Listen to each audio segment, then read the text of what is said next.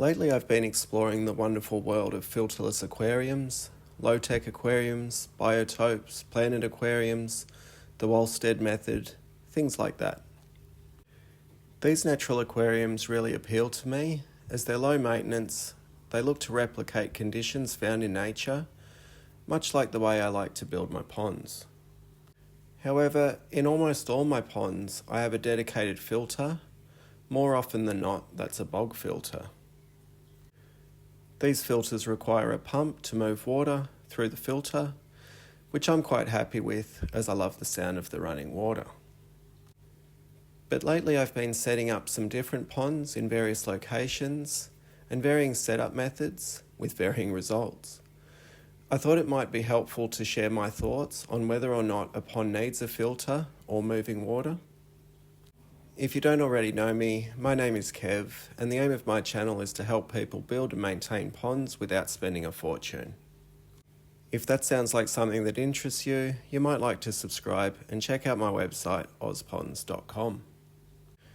I believe that all water filtration is simply balancing the amount of bioload or nutrients with the required amount of bacteria. The greater the amount of bioload or nutrient that needs processing, the greater the need for nitrogen processing bacteria. I've talked a lot in the past on how the bacteria works. I'll link some videos in the description if you haven't heard it all before. But basically the bacteria will grow on all wet surfaces inside the pond and the filter. The more surface area, the more bacteria. Well, at least the potential to grow more. That's one of the reasons I love bog filters. They're larger than other filters and therefore have the potential to grow more bacteria. We also know that there are different types of bacteria that process different types of nitrogen and that they can even potentially convert it into a gas so that it leaves the water altogether. And there's also bacteria that can process phosphates into insoluble forms, making them unavailable to most types of algae. So even if we have a pond or aquarium with no dedicated filter, we still have lots of these bacteria. They're growing on all the extra surface area that the plants provide, and they're in the substrate. The plants are also helping to reduce the amount of nitrogen by consuming it to fuel their growth. I've often mentioned that if the plant material dies inside the pond, that nutrient is re-released, but maybe I'm not 100% right there.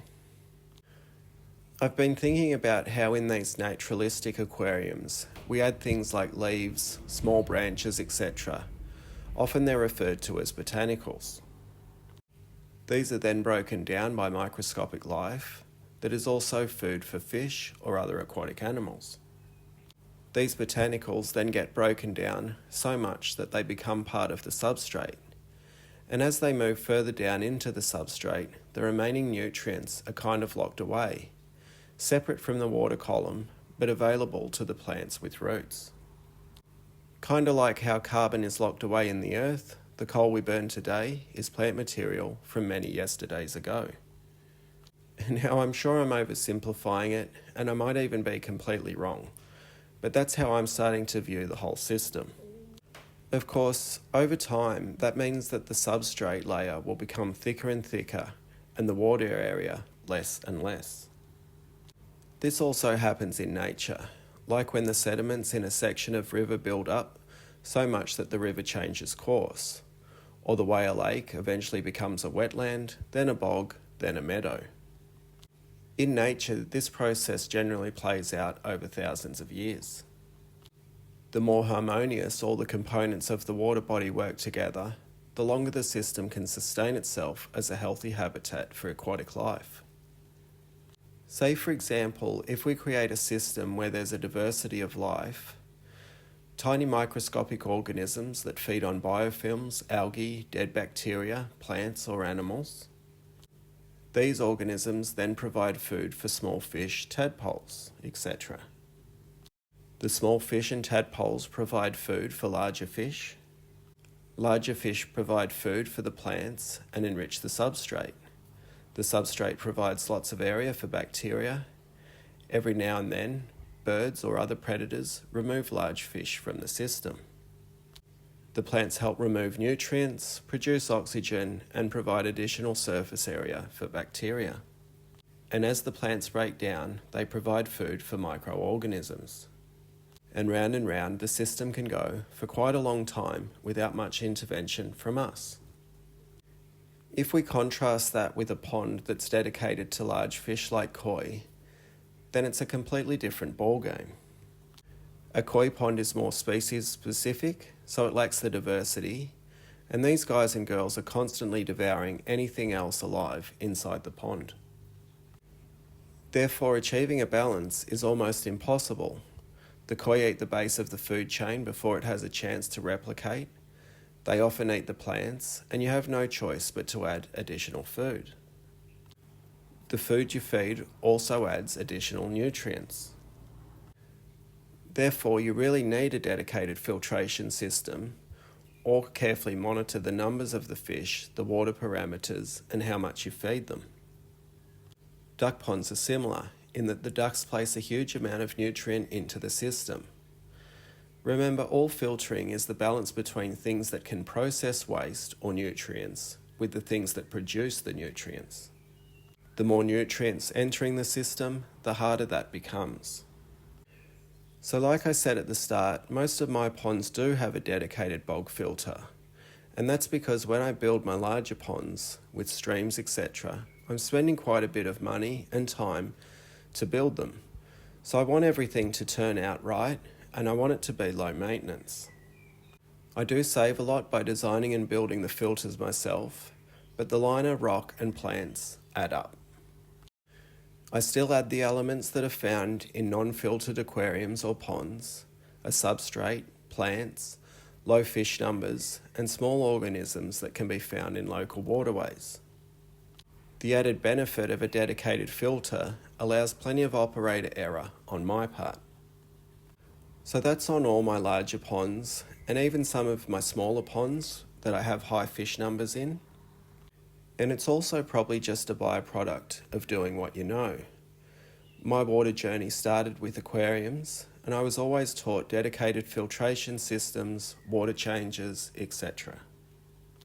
As I learn more and more, I want to see what is possible with the lowest amount of intervention from me. I like nice things, but I really am quite terrible at maintaining what I create, so I need to create things that can be neglected for long periods of time. The same is true for the gardens that surround the ponds, or the aquatic plants inside them. I'm more happy to allow things longer to establish so that I don't need to forever be thinning stuff out because I overplanted or planted plants that grow super fast. I might be lazy, but at least I'm patient. So lately I'm experimenting a lot with very small ponds in pots, buckets, wine barrels, whatever I have laying around that will hold water. I'll try and make some videos on how they're assembled and what's in them in the future.